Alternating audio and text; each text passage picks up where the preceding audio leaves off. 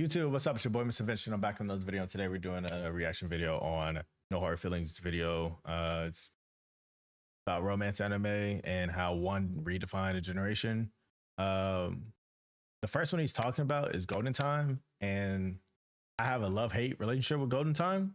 I don't know if you guys have seen Golden Time, but I don't necessarily.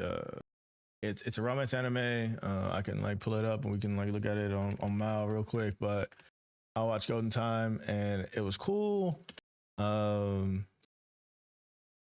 This one, fucking this shit. It was cool. A guy loses his fucking memories and he doesn't remember some of the characters, and he finally gets them back later towards the end of the anime. And there's always the discussion on which girl he should have picked, and I thought it was pretty good in the beginning. Like, starts off with a real story and he doesn't like one girl and she's too preppy. It's the girl obviously in the middle of the freaking I can't think of her name, Kari or something. But he loses his memories. There's another girl he was always in love with, but she just sees him as a friend. And yeah, he picks the girl that I obviously didn't want him to pick. So that's kind of why I say it's a love-hate relationship, because the story was progressing in a way where you thought he was going to pick one girl, and then they said, pow, picking this one. And you're like, fuck. And then I think he also talks about, let's see, Blue Box. Yeah, Blue Box. And I mean, I already did a video on Blue Box. If you want to watch that, please go to my channel and click on the Blue Box video. I really like Blue Box. It was a good anime. But without further ado, get into the video. I used to be unhealthily obsessed with romance. It was the only genre that I could truly binge. Hey, Bunny Senpai, yo. Hey, Bunny Senpai is underrated too. That shit's gas. And the movie, oh my god, the movie had me almost sad. I almost cried. It got to the point where I would still watch action shows for the action, but if there was a romance subplot that I was interested in, I didn't give a f about the fighting. He better get with her. Not gonna lie,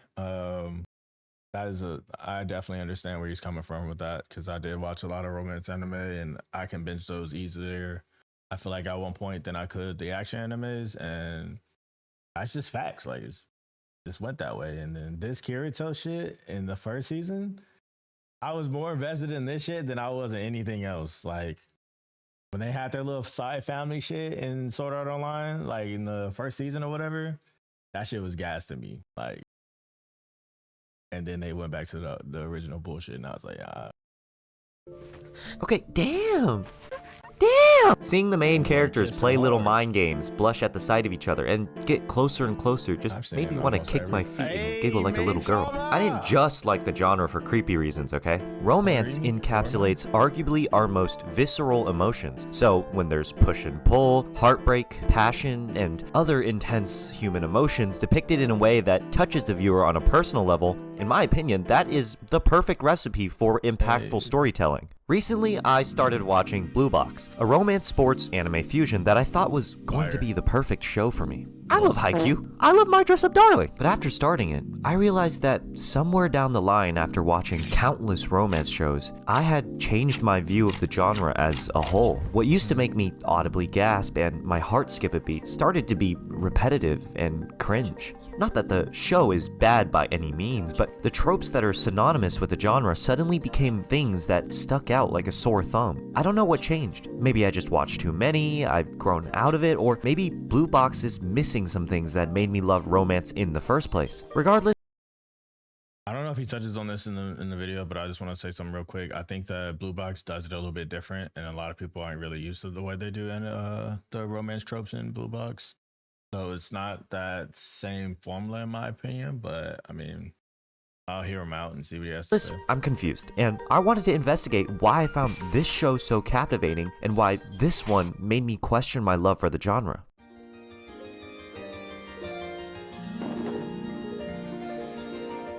This is Golden Time. It did something that no other romance anime could even fathom.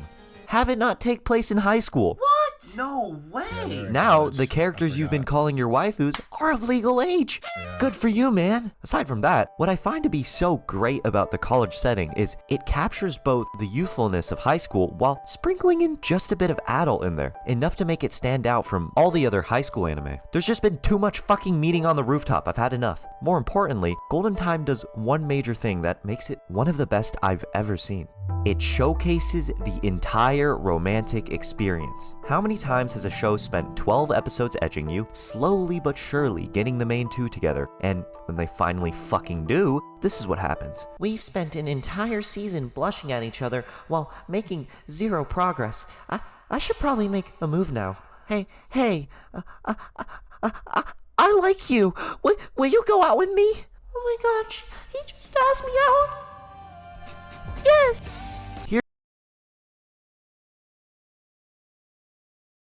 Oh my god. It is facts. Because literally that's every like romance anime I feel like ever. Not like ever, but like you know what I mean? Like they all do this trope where like they just not making any progress. Everybody knows that these two like each other and you're like, bruh, just fucking date already. I mean, my fucking favorite romance anime does it, and I just did a fucking video on it. My romantic teenage comedy Snafu, like they did the same thing, but that show is a little bit different because they weren't trying to showcase a romance anime in the beginning, and it just turned into it at the end. But I mean, you know, still the same.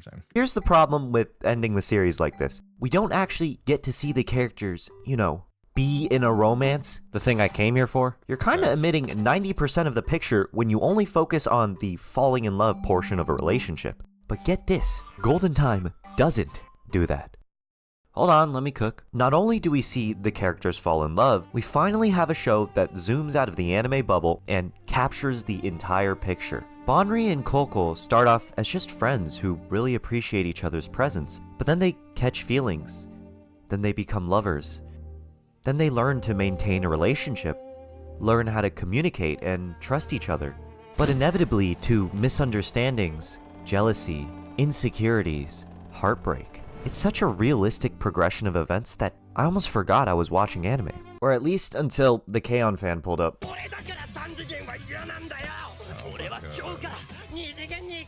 Actually, no, that's pretty realistic. Almost every part of a relationship is given attention to. There isn't any false advertising happening here, because love isn't all fun and games. It has an ugly truth that most shows try to sweep under the rug and pretend doesn't exist. There are consequences to your actions. If you lie to your girlfriend, even if your intentions are good-willed, don't be fucking surprised if she feels hurt or untrusted. There is no quick fix to any of these hurdles, and you can tell Golden Time fully understands that, because it doesn't resolve any of these problems with the snap of a finger.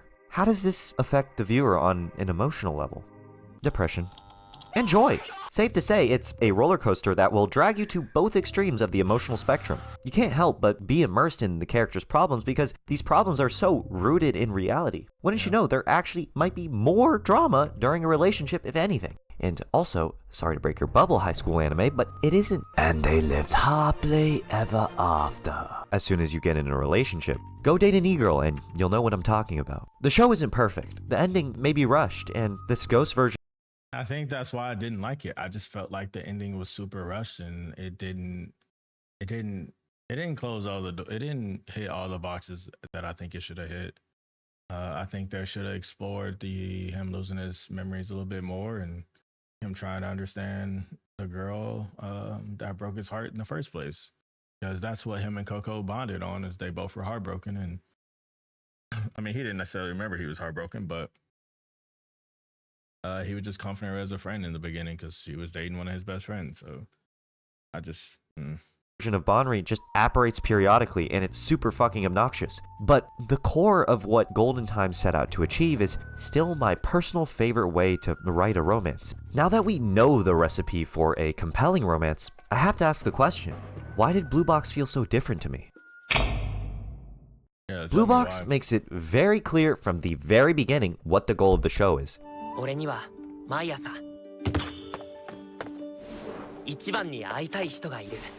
This guy is like obsessed with her. And that fact is established before the show has even started. One of the main focuses of the show is how liking someone can bring so much color to your world. It gives you a strong sense of purpose, it empowers you to work harder, and become the best you. I love this theme because it's very relatable. You want to impress the person, feel worthy of their attention, and confident enough to think about them romantically. Remember how I said that most romance shows focus 90% of their energy on the falling in love portion of a relationship?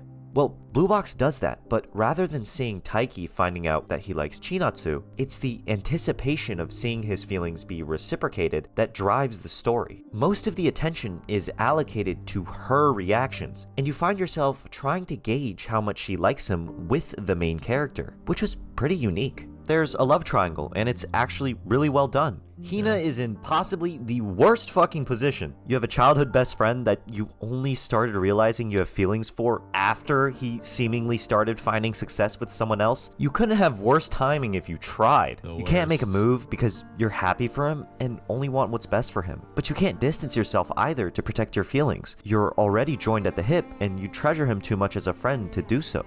It's like playing Cuck Simulator. I found this part to be so expertly depicted that I started getting frustrated. Because Blue Box has good-ass ideas. It intermingles the sports and romance genre seamlessly, devoting just the right amount of attention to both without having one overshadow the other. It depicts the giddiness and joyfulness of having a crush, but also the insecurities and heartache of seeing them drift away. The plot gets spicier with each new episode, and as you try to get a read on some of these characters, especially Chinatsu, you have no idea what's going to happen next. But there's one issue that keeps me from loving it like I do Golden Time.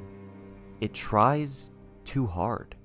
Well, that's vague as fuck. Can you please elaborate? Yeah, I'm getting to it. Let me give you some examples. Oh my... What the fuck is this?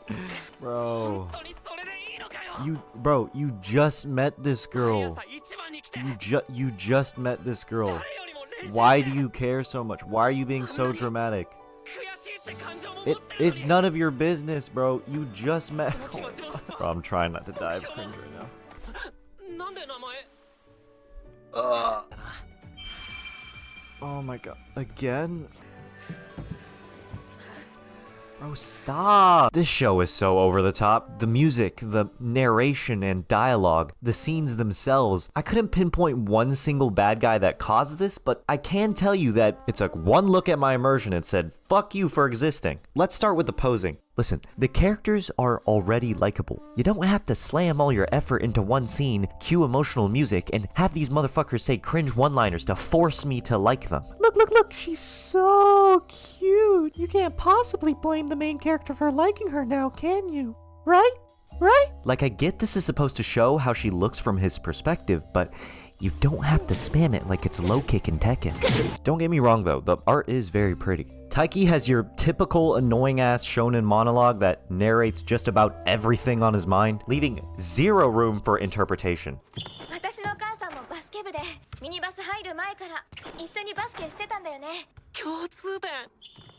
I guess just me as a overthinker and somebody who always has something on his mind, I can relate more with Taiki because it's just there's always something going on in there. So like narrating that out loud just makes sense to me. So maybe that's why I kind of like this show a little bit more. But I mean, hey, that just might be me. Brother, These are just a few specific examples of an overall But I'm also not over the top like him.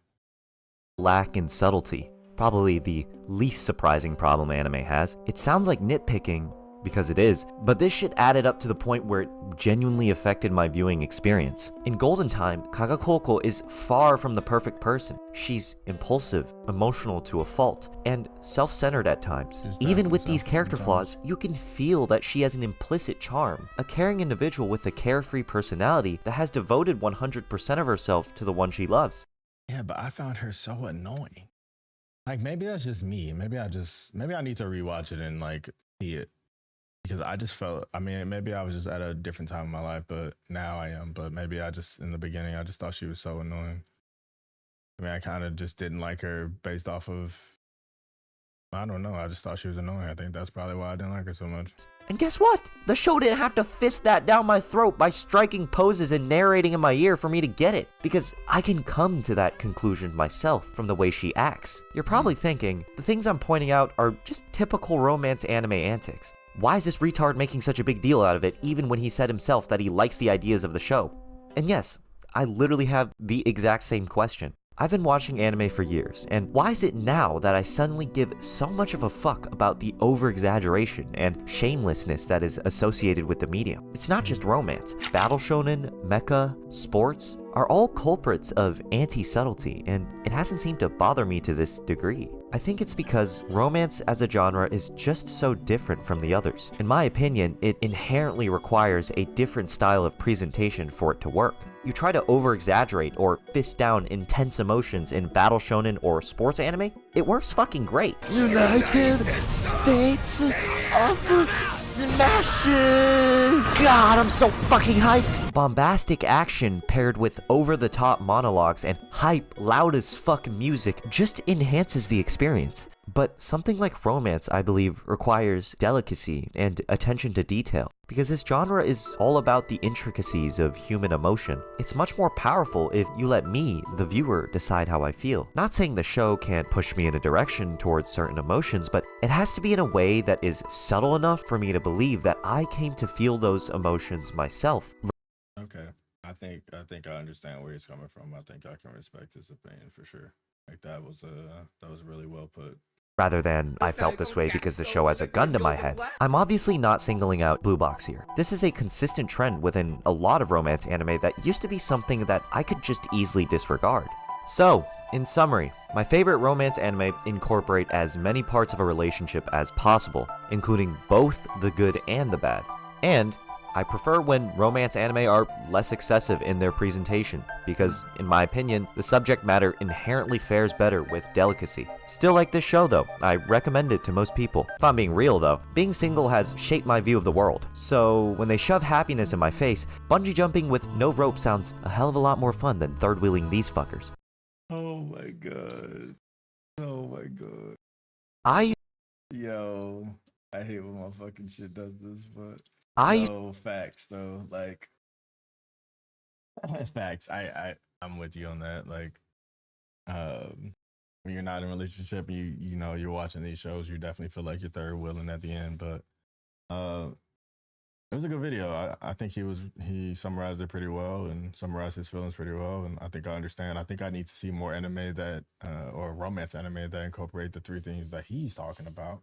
I don't think I've seen that many animes that incorporate these things, showing all the parts of a relationship from like beginning to end type thing and the good and the bad.